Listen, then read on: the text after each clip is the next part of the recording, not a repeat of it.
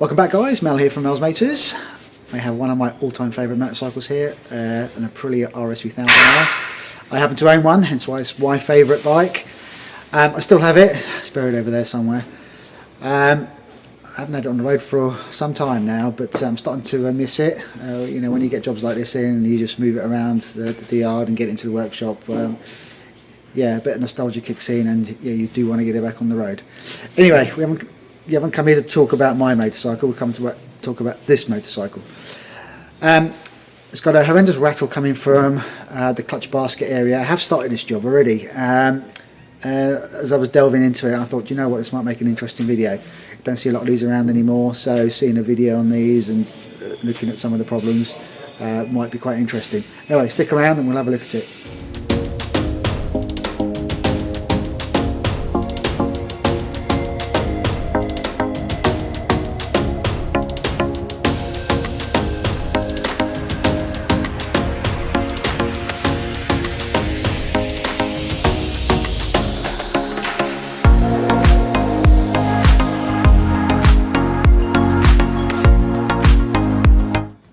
So as you can see, got the side fairing off. Like I said, I've just started the job, so I've just got the clutch cover off and the clutch springs off. As I got it off, I rock this left to right. You see the clutch basket moving? Well, it shouldn't be doing that. You might get very slight play, but not as much as that. So there's something amiss behind there. So I'm going to undo the big nut in the middle, get the clutch carrier and the clutch basket out, and see what's causing this issue.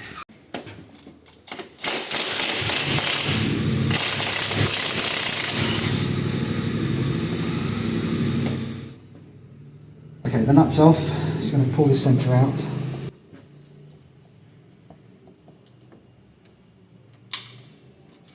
Just had something fall. Oh, it's just a bush. Have a look inside. I think you can see the problem. The bolts have come loose. By the looks of things, it was the only thing holding it in place. The threads are all damaged. Whilst this was all bolted up with a centre bolt, is what kept these tapered bolts in there, which still kept the drive going. Now unfortunately this outer casing tapers in, which means we can't get the rest of this clutch basket out. Therefore we have to undo all the other bolts to get the cover off. Yeah, just jams in there. So that's as far as it'll go.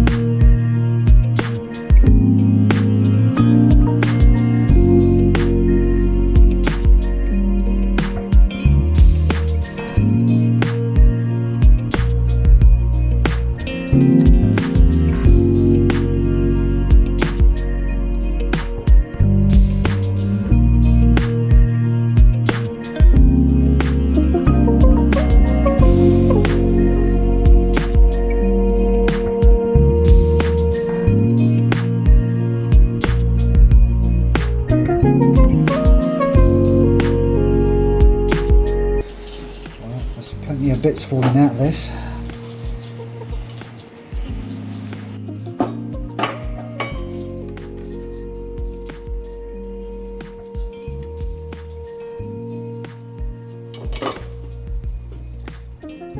Some bits falling out, looks like the flex plate's broken.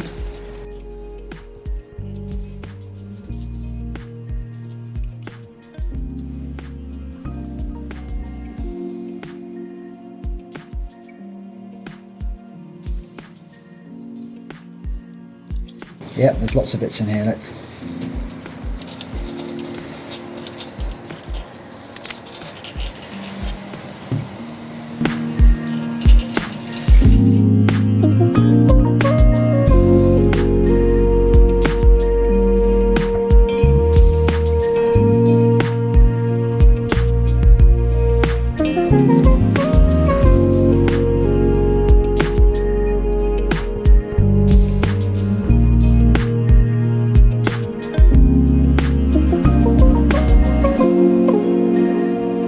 So the offending articles. So this is the plate that broke. Well, I think this broke because one of the bolts broke or the nut came loose. Now these have special Loctite on them, so I've never seen one do this before. I've done a quick price up for the customer for, I mean, this plate's just £165 on its own. All these bits are available separately. The whole clutch basket is around £1,500. So very expensive, so I'm going to try and repair it, but by the time we order these bits and pieces, bolts and nuts, it was coming up to about £400 in bits, but upon further inspection you can see the actual basket's damaged where the springs have tried to come out of the housing there. It's just far too expensive. The vehicle's 2004, it's almost 20 years old. By chance I managed to find a customer a second-hand kit off eBay. It's about £250. It's pretty much the price of one of these plates and a few screws. So I think he's going to be more than happy with that. Again, at the end of the day, reuse, recycle. So I'm going to try and get that back in. Inspect this further. There's lots and lots of broken bits in here. I'm sorry about the background noise. As you guys know or follow me, this is a live workshop. So the oil pump looks like it's been running against the clutch basket, but the gear still looks good. If I spin it, you can see oil is oozing out the side there. So we know the pump works. These bolts have been rubbing against the basket. I've had a quick look. Those bolts are not in stock at Aprilia, and getting bits from Aprilia is not easy. Last year we waited 4 months for a sprag clutch for an Aprilia Tuno. I waited 7 months for a piston for an Aprilia RS1000R. So getting bits for this is not going to be easy. So I've checked these bolts, they are not loose, they're just been scuffed. And again, these use a special Loctite, which means you've got to buy Loctite to go with these bolts. According to the Aprilia, the parts site, each one of these bolts and screws, and even for this clutch basket, you have to buy specific Loctite. So Loctite isn't cheap, for those of you who've bought Loctite in the past. So as they haven't moved, I'm going to leave those as they are. I'm going to put the new clutch basket in there. I'm going to assess the clutch that came with it, because I don't really want to put that clutch back, as the clutch basket has been wobbling around. It may have affected those. So there is a good clutch in there, I hope. But I may have a clutch kit lying around here anyway, because I think I bought one for my RSV1000R, which is what this is. So I may have one in stock already. Okay, I've looked at these bolts for a while. I've just gone onto the catalogue to have a look at the bolts. They're there, and each item on here, if it needs something, it tells you here, like Loctite, engine oil. I don't know what this pasta is, but it looks tasty. Multi-purpose grease. So, for example, if you go to the camshaft, it says O, and you come to engine oil. So the Y would be this lovely pasta. B, where would B be? Well, there's N there, so N would be the multi-grease, and B, so the bolts would be Loctited here. So these aren't Loctited, but it looks like there's a washer on there, spring washer. So I've made a decision to change these out now, because the messages that I'm going to get in the bottom are probably more painful than just me changing these out. So let's get these out, see what size they are. The genuine ones are not in stock, but looking at this one, they just look like just regular bolts. So get them out, measure them, and then we'll see if we can match those up. Okay, so I've picked out all the bits of metal that I could. So what we're going to do is CSI work. So we're going to make sure we've got every piece out of there. It doesn't have to be in the exact order, just roughly.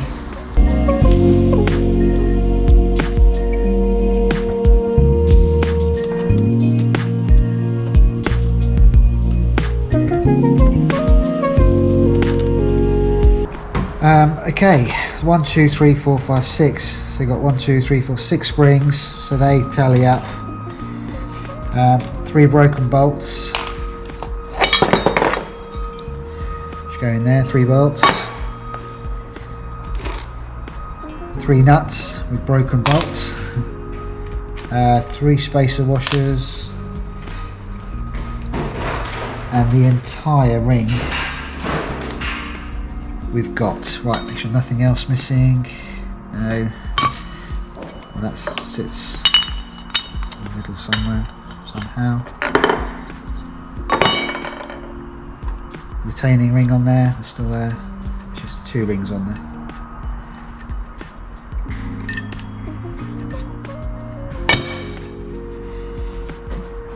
So we've got everything out of there, so I know that nothing is going to cause damage in there.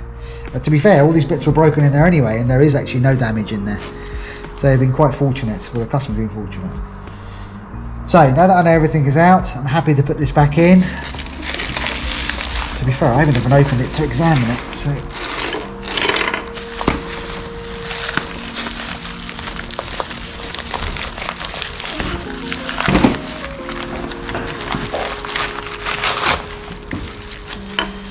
So there's the ring from the back. It just runs your oil pump.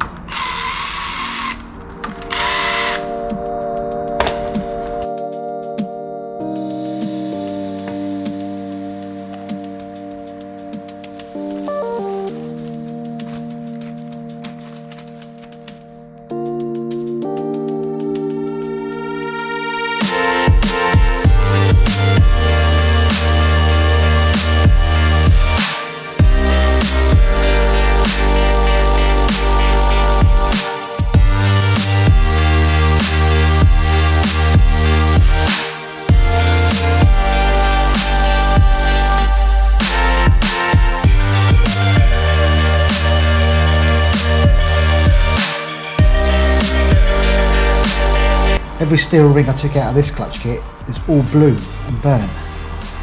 This is the one out of the other one. Hardly any marks on it.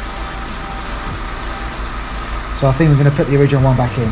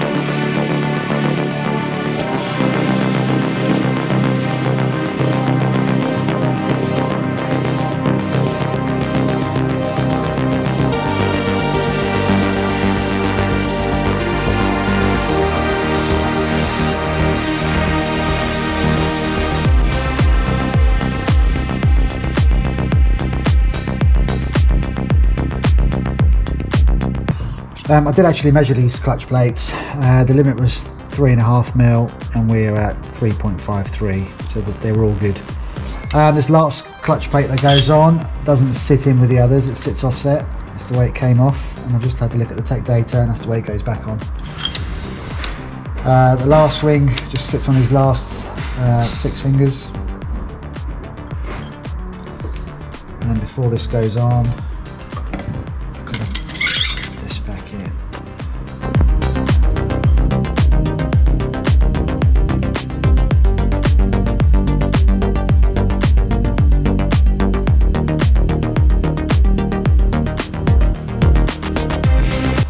Just before I tighten up these bits, one thing you guys didn't get to see was me holding the clutch basket with this tool and tightening up the bolt.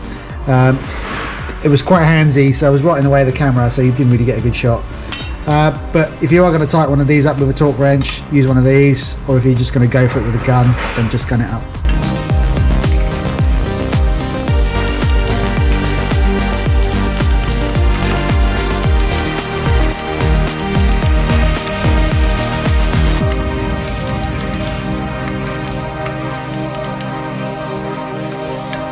Right, all torqued up.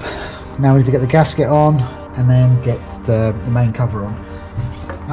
I've also noticed on this main cover there's a few gouges taken out by the original clutch basket. Nothing that's going to make this unserviceable, but they're there nevertheless.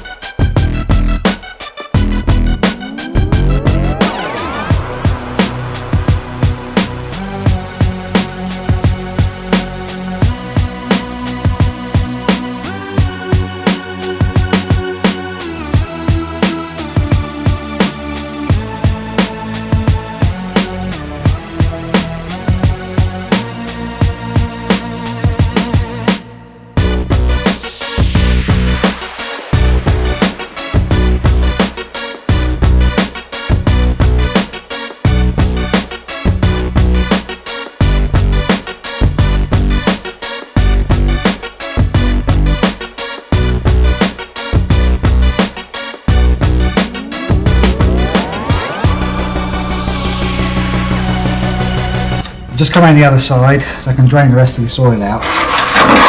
There's a tank here and there's a drain plug at the side and the oil filter's down there. So you can see the colour of that oil, it's absolutely disgusting.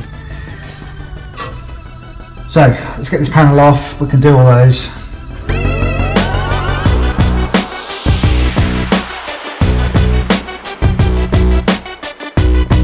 So this is the reservoir tank, this is where the oil filter goes, and there's one last drain plug at the back. Looks like someone may have already rounded that off, so we'll see if we can get that off. There seems to be some sort of oil leak here somewhere, because this is absolutely caked in crap.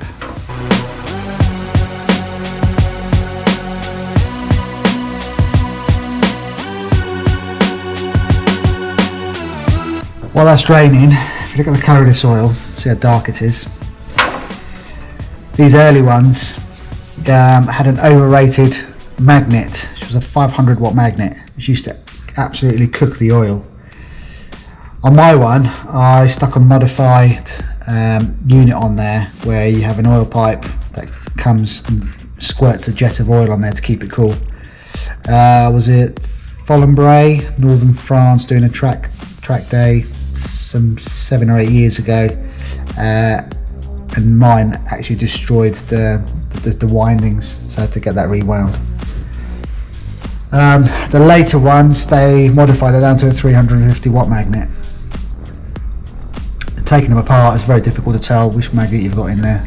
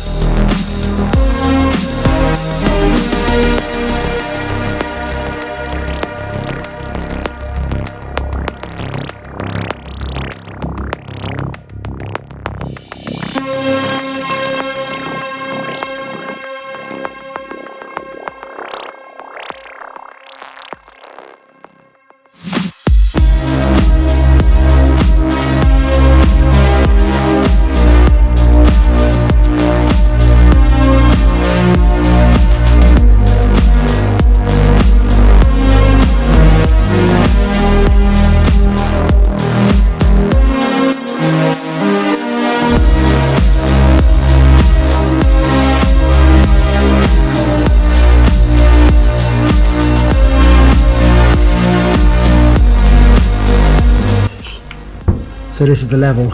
See, we're at maximum now, but it's not a true maximum. If you have a look, still got loads of oil to go in there. Once you start the bike up, it'll start flowing around and fill the oil filter housing up, and that will slowly drop. And then once it's running, you top it up to the maximum. Can't start it right now because there's no coolant in it. So I'm going to get my purge tool, and then we'll create a vacuum in the cooling system and then fill up with antifreeze. Okay, so I've got my purge tool set up to the radiator, so I'm going to put my air line to it, and then as the air blows past this valve, it's going to draw vacuum, and once there's a vacuum in there, we can stick this hose at the bottom and draw the antifreeze out. Now this takes 2.2 litres. I've got a litre of antifreeze here. It's 50-50 mix. There's going to be some residual coolant in the engine, probably about 200 ml, which is just over half a Coke can. So we're going to put a litre of antifreeze in it, a litre of water, and then we'll just top this bottle up, and then we can start it.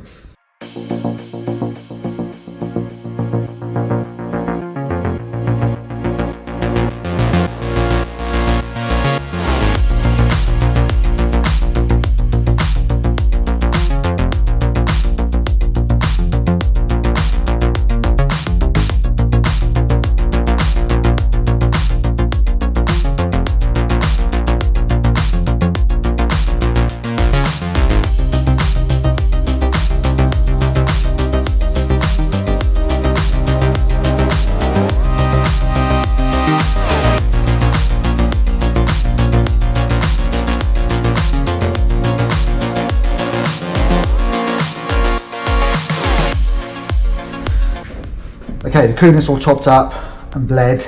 Our oil is on the max for the minute, so we're going to start it up and leave the funnel on there, and we'll see what happens with the oil level.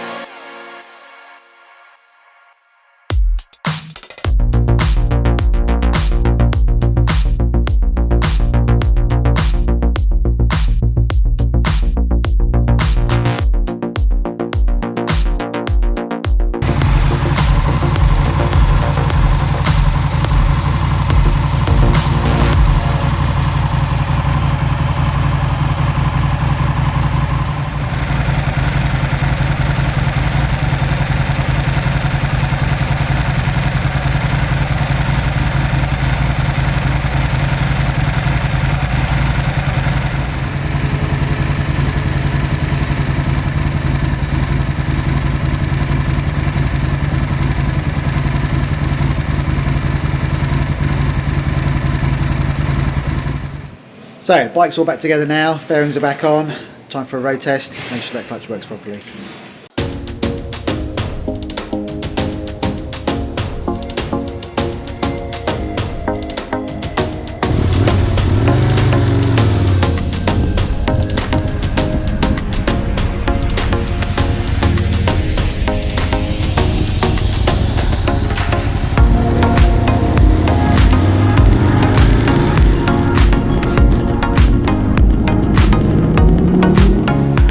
Well, that was a quick road test done, all the gears work, no trattering coming from the transmission, so that bit's done.